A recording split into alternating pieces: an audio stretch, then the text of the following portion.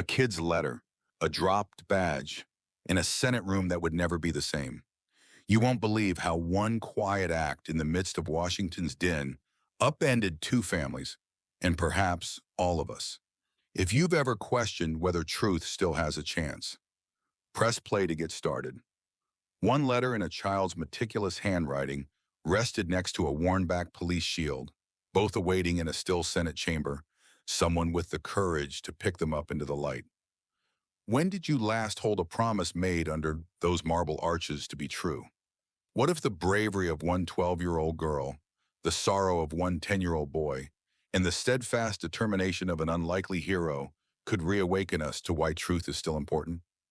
Walk with me into the moments that made an empty chair a symbol and a nation's skepticism a hope. In the Senate hearing room on Capitol Hill, Washington, D.C., the atmosphere was charged, almost as if the air before a thunderstorm.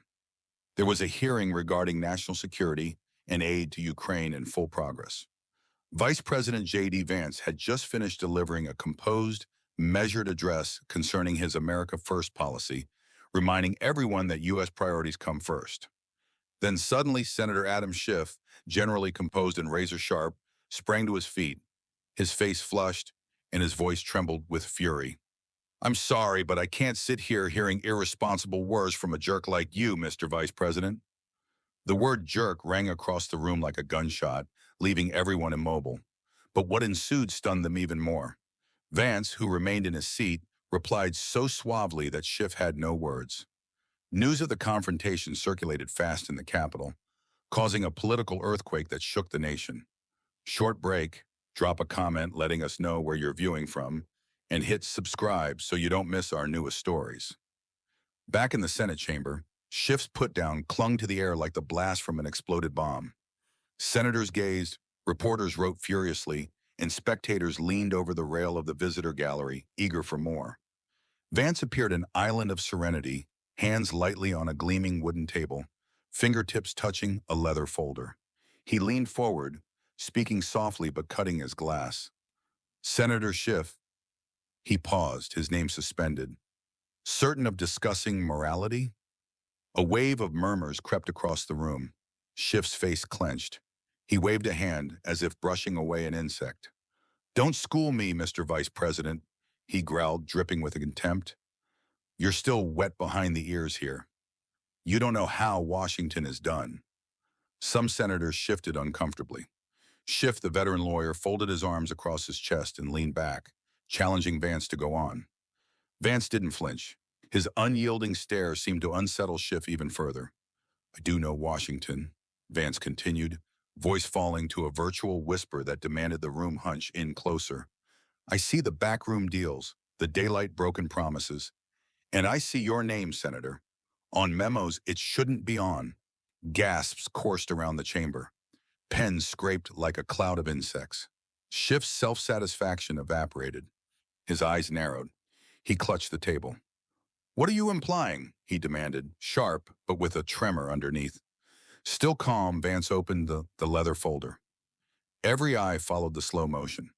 "I'm not implying it," he said, almost conversational. "I'm stating you took money from foreign entities, funneled through shell companies to bankroll campaigns that tear this country apart." Thunder would have been impossible. Senators shared astonished glances, some shaking their heads, others riveted to Vance. Schiff's lips moved, but no words issued. Vance continued, voice unflinching and relentless. "You founded your career on standing up for democracy," he said, "but you received millions from people who make money off of our divisiveness. You called me a jerk, but what do you call a man who sells ideals for power?" The air was tense in the room. Schiff struggled to get back on top, slamming a hand on the table. "Outrageous," he thundered. "You have no evidence, no standing for such unfounded accusations." His voice shook and fear crept through. Vance carefully raised a sheet of paper. "No proof?" His voice was soft, but the words cut like a scalpel. "Explain the email I sent the Oversight Committee this morning.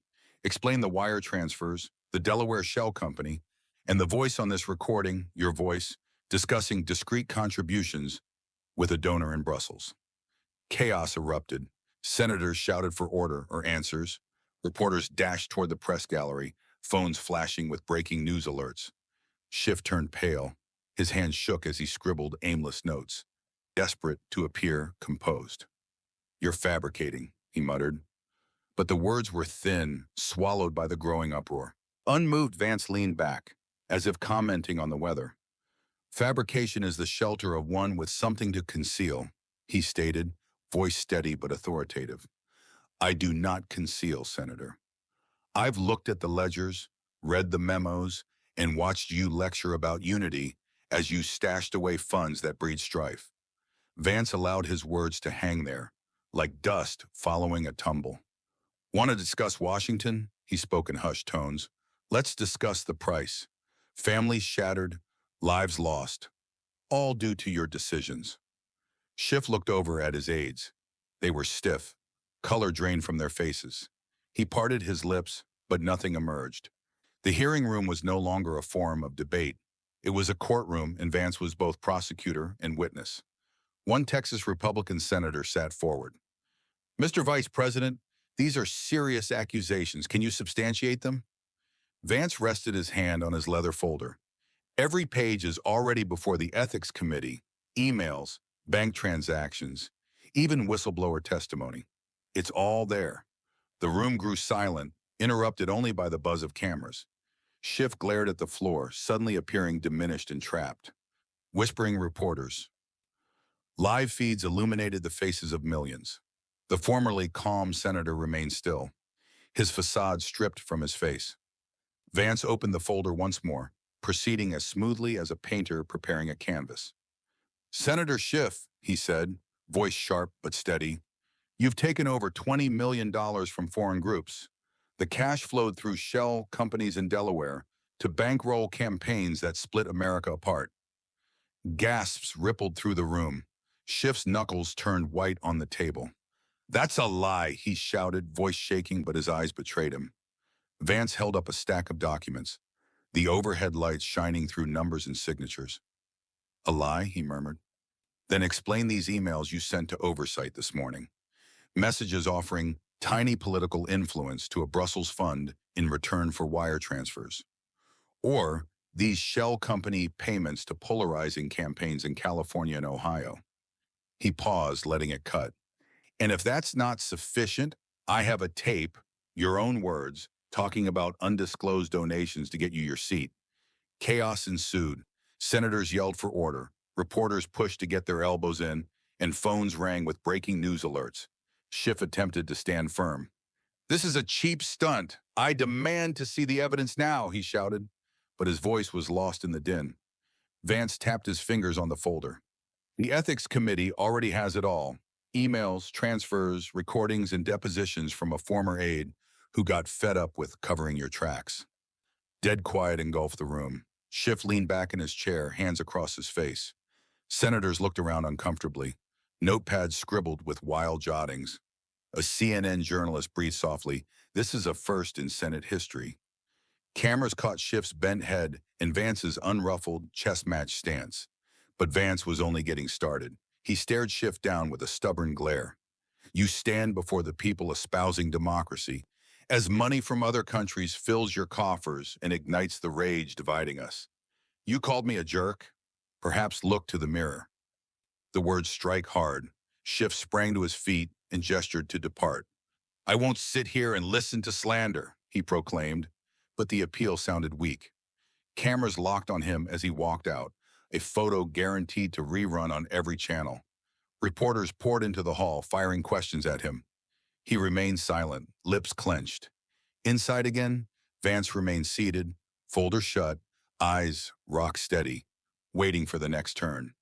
A Democratic senator in the back of the room stood, voice quivering. "Mr. Vice President, are these allegations true?" Vance nodded.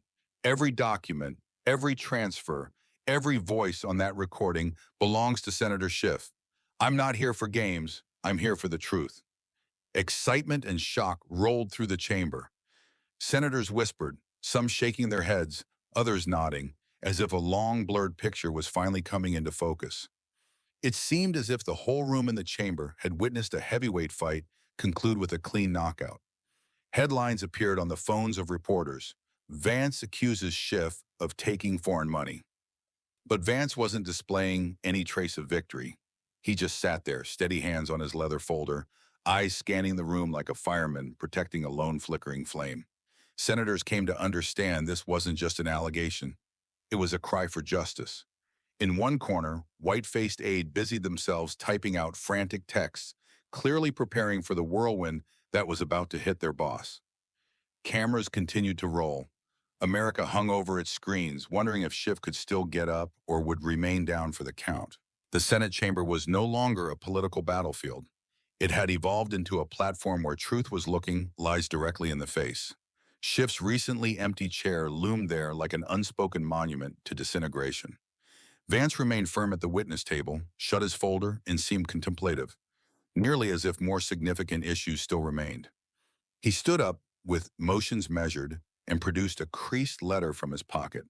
"I'd like to share a story," he said, his tone suddenly warm, a big shift from the cold edge he'd shown Schiff.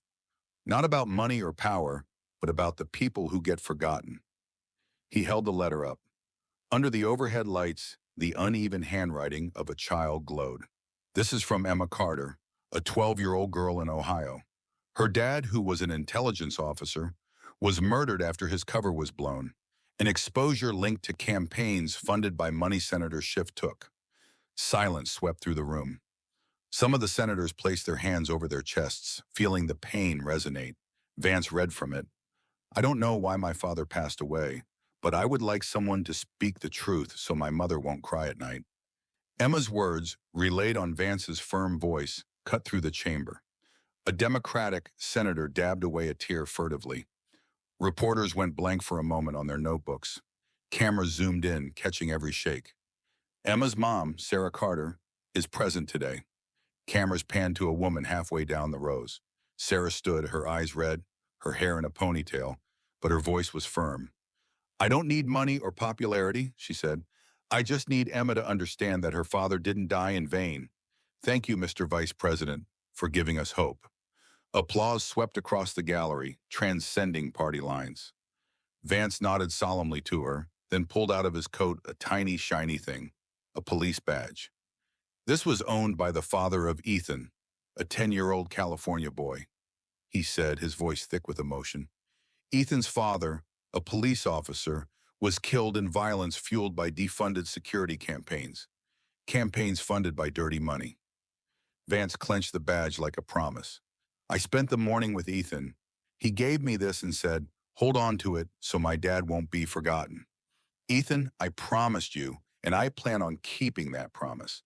An outpouring of emotion swept through the chamber. A Republican senator whispered in a colleague's ear, "My grandson is Ethan's age." Sobs and gentle hugs came from the gallery. Even veteran reporters had trouble hiding their emotions. An NBC reporter spoke into a mic under his breath. "This is not just politics anymore. This is about people." Outside those marble halls, social media exploded. One post rose to the top. "Vance didn't just nail Schiff.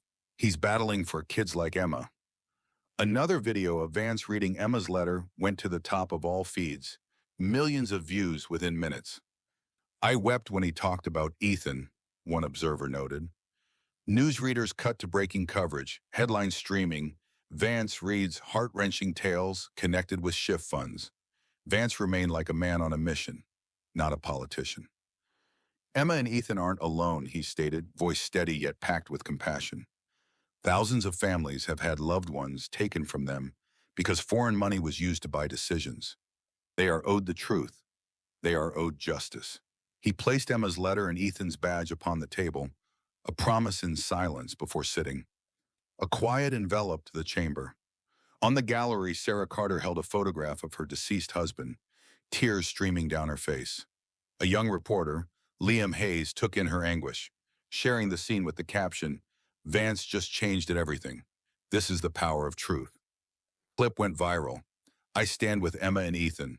Across Ohio and California, people lit candles, posting images of quiet vigils. Inside the Senate, some lawmakers rose, not to argue, but to show respect. A Republican from Georgia whispered, "I've never seen anything like this." Even a Democrat loyal to Schiff bowed his head. It was all caught on camera. Emma's scribbled handwriting, Ethan's police badge, Vance's introspective face. Schiff, no longer hemmed in by reporters in the hallway, was no longer the story. Questions were turned from his denials to Emma and Ethan's loss. His aides exchanged anxious glances. They knew the gloss was gone. Back within, there was silence on the floor. Vance's eyes were on Sarah in the gallery, where strangers touched her arms and shoulders to offer consolation. The Senate chamber seemed less than a battlefield, but more of a memorial. Senator Eleanor Brooks of Minnesota stood, shaking hands. "I have a nephew Ethan's age," she started, voice cracking. "He was murdered 3 years ago when security budgets were slashed. I know what these families endure." She fixed Vance with a steady gaze. "Thank you for reminding us this job is about people." Her words softened party lines. A hard-bitten Arizona Republican nodded, a Democrat murmured, "I've never seen the Senate like this." Empathy rippled out. Vance answered only with a dignified nod. Emma and Ethan's tales had spoken for him. Cameras took in the shot. Vance grasping the letter, senators rising behind him, Schiff's shadow vanishing. Then a young Democratic senator from Oregon, formerly one of Schiff's best friends, rose to his feet. "I don't know the whole truth," he said, firm but unyielding. "But if Vice President Vance's allegations are true, we have an obligation to investigate. No one is beyond justice, not even friends." His words were a little thunderclap. Democrats shook their heads, but no one disputed him. Thumps of applause sounded in the gallery, growing into something resembling hope. Liam Hayes, a reporter, posted another video. Brooks weeping, Vance clutching the letter. His caption, "The moment the Senate became human." Within an hour, 10 million viewed it. Comments were awestruck. Democrats and Republicans on the same side. Vance did the impossible. Fox networks through to MSNBC cycled the scene, labeling it the day the Senate found its soul. At last, a taciturn Republican from Texas rose. "I move to adjourn this hearing so the Ethics Committee can examine the Vice President's evidence." The measure was voted through in minutes. Uncommon bipartisan unity. Senators exited the chamber, but several stopped to shake Vance's hand or say a quiet word. One Democrat bent down and whispered, "You did the right thing." Vance nodded once, firmly, eyes still fixed on the gallery where Sarah Carter embraced her late husband's photograph. Out in the corridor, Adam Schiff was still covered in microphones, but it seemed as if no one actually noticed him anymore. Journalists now inquired about Emma, Ethan, and the evidence. Schiff was merely a supporting actor. He leaned back, slack-jawed with defeat, as his aides exchanged fearful glances. They knew that the storm had only just started. Online, accounts flooded in. A mother in Ohio related what had happened to her own son, a victim of violence. A California veteran spoke about a friend slain because local security had been dismantled. One spark at a time, these tiny fires merged into a national fire. Within the chamber, there were few senators left. But Vance remained standing, Emma's letter clutched in his hand. A TV technician, rewinding cables, stopped and leaned over to whisper, "My brother's like Ethan." "Thank you, sir." Vance put a hand of reassurance on his shoulder. Liam Hayes recorded the moment. Soon it was everywhere. Vance not only vice president, but voice of the forgotten. In the faint light of a Capitol Hill office, Adam Schiff sat stiffly behind a thick wooden desk. In the streets outside, the furor generated by J.D. Vance still led every news headline. Emma's letter, Ethan's badge, and the Senate's unexpected display of compassion gnawed at his reputation like razors. Something had to be done, quickly. He summoned his strategy team, 3 suited men and a young woman scrolling quickly on a tablet. "Let's turn this around," Schiff snapped. "Vance is appealing to emotions with sob stories. Let's target the source, his proof." A graying advisor leaned forward. "We leaked that Vance received his records from extreme right-wing groups. A few pieces of a story, a couple of tweets, and people will question him." The young woman sat up, uncomfortable. "What if the records are legitimate?" "They're not," Schiff snapped, banging the desk so hard a glass shook. "Or if they are, they're corrupted. I'm not falling on account of some Ohio guy." The scheme came together. A low-key media campaign portraying Vance as a disinformation spreader. Schiff even made a short video, eyes fixed on the camera, voice low and somber. I'm under political attack. I won't let dirty tricks fool the public. The video racked up views among Schiff's supporters, but blowback hit almost as fast. Explain Emma and Ethan. Where's your evidence, Senator? In Schiff's office, a young aide, Ryan Carter, no relation to Emma or Sarah, lost his final thread of loyalty. He'd seen internal emails indicating Schiff had knowledge of the foreign cash. Ryan took a photo of a damning message regarding a Delaware transfer and texted it to Liam Hayes. Hayes didn't blink. He tweeted the screenshot with the comment, Schiff knew about the foreign money straight from his own office. It caught fire, disintegrating Schiff's counterattack before it even left the ground. When news of the leak reached Schiff, he was paralyzed. Who? He bellowed, fist cracking the desk. His aides looked at their feet. The young woman looked at her tablet, face paling. Ryan, she whispered. He resigned an hour ago. Schiff collapsed into his chair, eyes empty. He wasn't just undone by Vance's charges. His own team had turned on him. Comments under his video now read, Wow, Senator, explained this email, and you're out of moves. Public outrage became more vocal. Posts had changed from shock to explicit calls for justice. A Californian mother wrote, My child died in that violence. Schiff took money from the people who caused it. The flame that Vance had ignited had become an inferno. A veteran in Ohio put up a brief video holding up his vintage service badge to the camera. Vance stands with us, he declared. Schiff stands with money. The video became viral in minutes. Cable television played the leaked text message in a loop. CNN called it a career-ending blow for Schiff. Fox claimed Vance had been correct all along.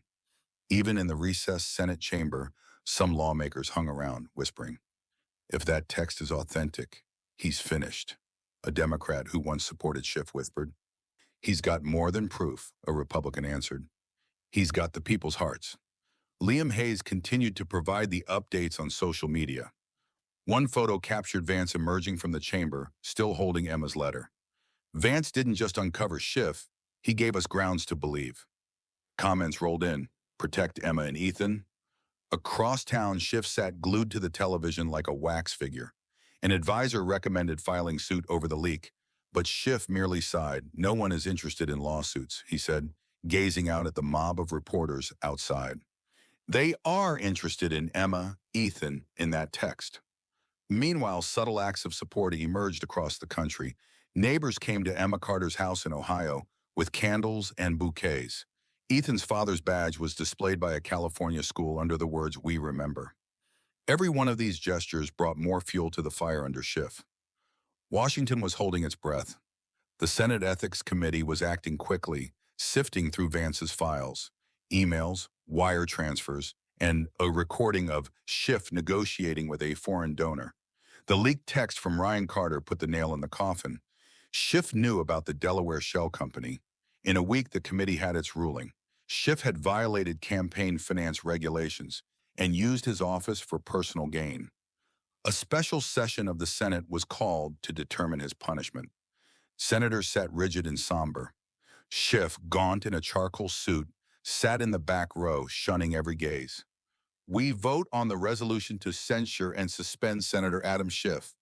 The tally flashed. 85, 15. Gasps rippled. Schiff bowed his head, gripping his chair like a life raft, then slipped from the chamber without a word. Instantly swallowed by cameras in the hall. Vance rose, voice changed from prosecuting to healing. We're not here to destroy a man, he said. We're here to rebuild trust, for Emma, for Ethan, and for every family that's lost too much. He proposed a new bill, for the fallen and forgotten. It demanded a complete probe of deaths connected to cuts in security paid for by dirty money. To everyone's surprise, it was passed 100-0. Applause erupted from senators and from the gallery, where Sarah Carter tightly hugged her husband's picture. Outside, America celebrated a rare moment of bipartisan harmony. Liam Hayes' video of Vance's speech gained millions of views. Comments said, This is politics for the people. Banners were hung across schools for the fallen and forgotten. Veterans in California stood for a memorial, holding up Ethan's father's badge high. Vance didn't just give speeches. He traveled by plane to a Virginia hospital to see Officer James Carter, who was injured in the violence associated with those same security reductions. Sitting beside him, Vance presented him with a note from Emma. "I pray for you." James clutched his hand. "You did what no one else could do," he breathed. A nurse took a picture. On the web, it was a gesture of bravery. The following day, with a gray sky over Arlington National Cemetery, Vance knelt beside Officer Daniel Reed's grave. He set Emma's letter and Ethan's badge on the headstone. "We won't forget," he said, his voice gentle but firm. Standing nearby were veterans moved by the gesture, who came to attention and saluted. Passers-by took the picture, and its caption quickly went viral across the globe. "Vance doesn't just talk, he acts." Comments came in under each clip. "This is true leadership." Volunteers painted a vibrant mural in Ohio. Voters lined up between Emma and Sarah Carter, the phrase "for the fallen and forgotten" curving overhead. In California, out in the country, a school had a memorial and invited Sarah to talk about her husband. Those small acts ignited something larger. All over the country, people began posting names of loved ones they'd lost. "My son Michael was a hero, please remember him," a Texas mother wrote. "My friend John deserves justice," a Florida veteran posted. One name at a time, an invisible national memorial began to take shape. TV commentators argued Schiff's fall and Vance's rapid ascendancy. Some dubbed it an era of openness. Others remarked, "Vance woke the nation."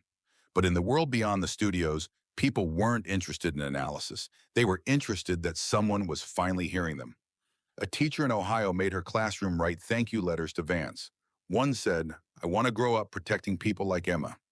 The mail arrived at Vance's desk, energizing his determination. Schiff fell out of favor. A brief Washington Post article reported that he had retained an attorney, but hardly anyone read it. His name, once linked to high-minded ideals, was swamped by Emma, Ethan, James, and Daniel. Back in his Capitol Hill office, Vance stood in front of a mirror, Emma's letter and Ethan's badge stored safely away in a drawer. In the city lights, he felt something new. Hope.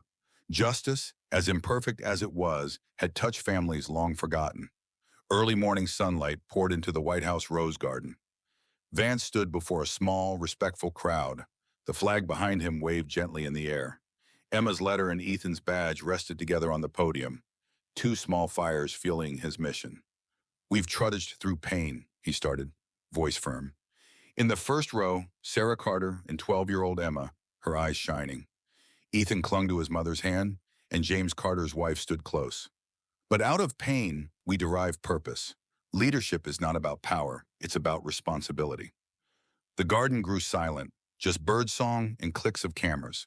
Nationwide, Vance's tale continued to spread. Liam Hayes' documentary had reached 30 million views on YouTube.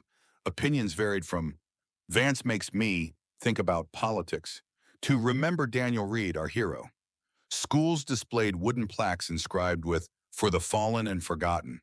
A Texas veterans group started a fund for fallen officer families in honor of Ethan's tale. Vance turned and knelt to give Emma her letter back. "You gave me strength," he said. Emma hugged him, smiling for the first time since her dad's death. Ethan gently touched his father's badge, now pinned to Vance's jacket. "I believe you'll keep your promise," the boy whispered. The applause that followed wasn't loud, but deep, more like a collective promise. Students at Arlington National Cemetery placed flowers on the grave of Officer Daniel Reed, where Vance had left the badge and letter.